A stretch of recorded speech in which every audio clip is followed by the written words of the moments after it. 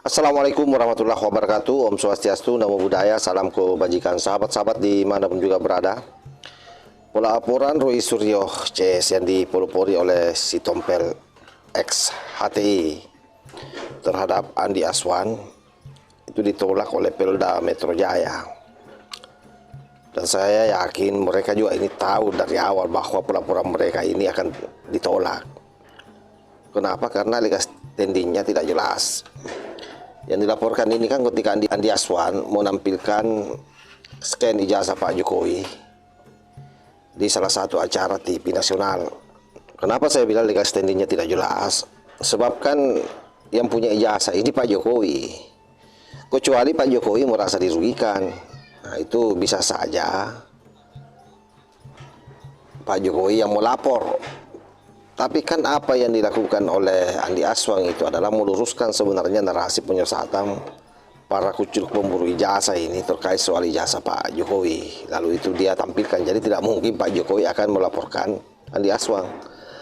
Justru yang melapor ini adalah para teroris. Nah, betapa gobloknya mereka. Kenapa saya bilang goblok? Kan mereka ini adalah merupakan orang yang paham hukum, yang tahu persis bahwa ini tidak akan mungkin diterima, tapi tetap saja dia melapor. Nah, yang menjadi pertanyaan, apa target dari dia sebenarnya? Kenapa dia melaporkan ke Polda Metro Jaya? Targetnya cuma satu, headline berita, supaya ada lagi yang dia bisa konferensi perskan, supaya ada lagi yang dia bisa bahas di kanal-kanal YouTube, di podcast. Apalagi di podcast Refli Harun, itu kan haus itu dengan berita-berita soal teroris, sahabat ya. Nah, ini coba kita simak dulu bagaimana Kozinudin ngamuk-ngamuk dan Refli Harun ya ketika itu ditolak oleh Polda Metro Jaya. Melakukan upaya pelaporan dugaan tindak pidana, editing, manipulasi data elektronik, dan pemberitahuan bohong. Jadi apa yang ingin saya sampaikan bahwa pelaporan terhadap Andi Aswan ini ditolak. I don't know exactly why ditolak.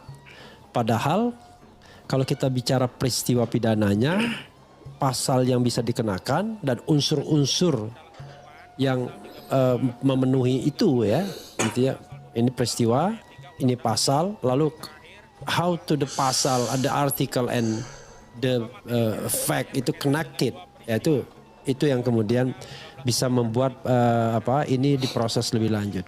Tetapi hal yang jelas ceto welo-welo ini kok nggak diterima, aneh menurut saya, aneh bin ajaib, karena justru dari peristiwa Andi Aswan itu bisa menguak hal yang sebenar-benarnya.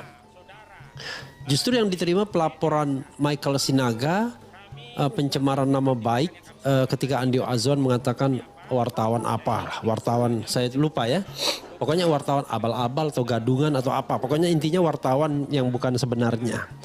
Nah, itu diterima, padahal menurut saya peristiwa itu kan cukup di restoratif justice saja, dipertemukan kedua belah pihak, saling minta maaf, selesai, case close.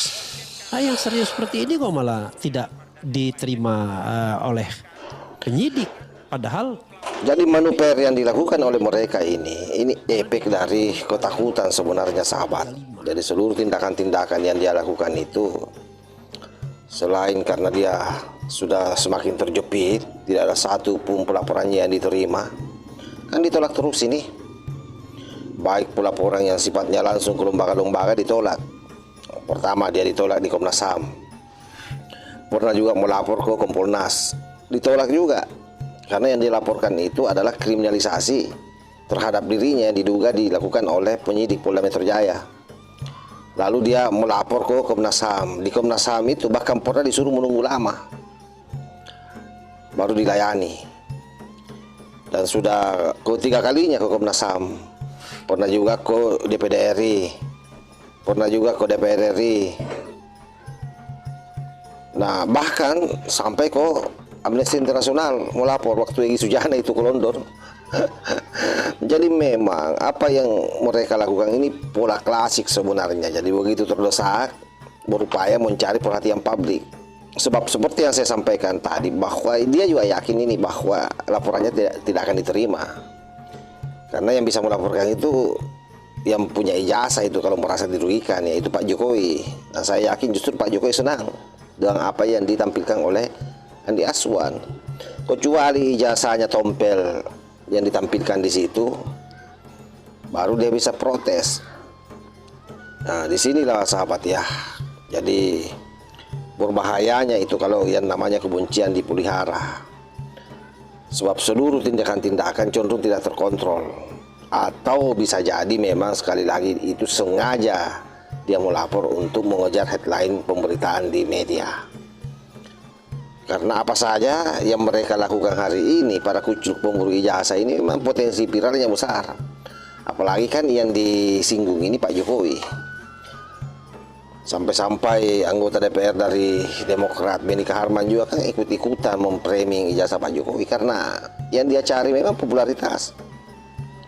Seandainya ijazah Roy Suryo yang disoal, saya yakin tidak seviral ini. Tapi karena ijazahnya Pak Jokowi RI 1, ya pasti viral lah. Dan sekali lagi, apapun isu yang dibangun kalau terkait Jokowi pasti viral. Ini saja soal banjir.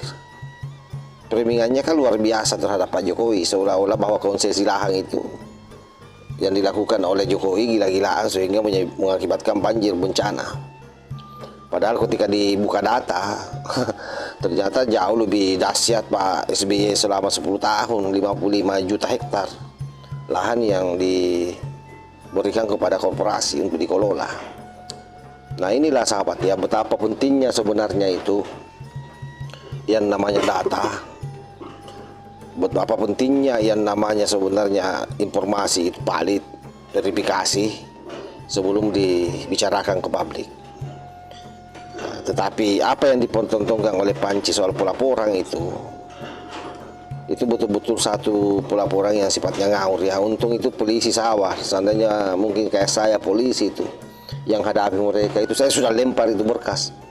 Pertama dia datang didampingi pengacara, kan pasti pengacara ini tahu bahwa ini tidak bisa diterima, tapi tetap dia ngotot mau laporkan supaya ada lagi yang dia bisa framing, ada lagi yang dia bisa branding, ada alasannya lagi untuk menyudutkan polisi, untuk mengejar headline pemberitaan sahabat.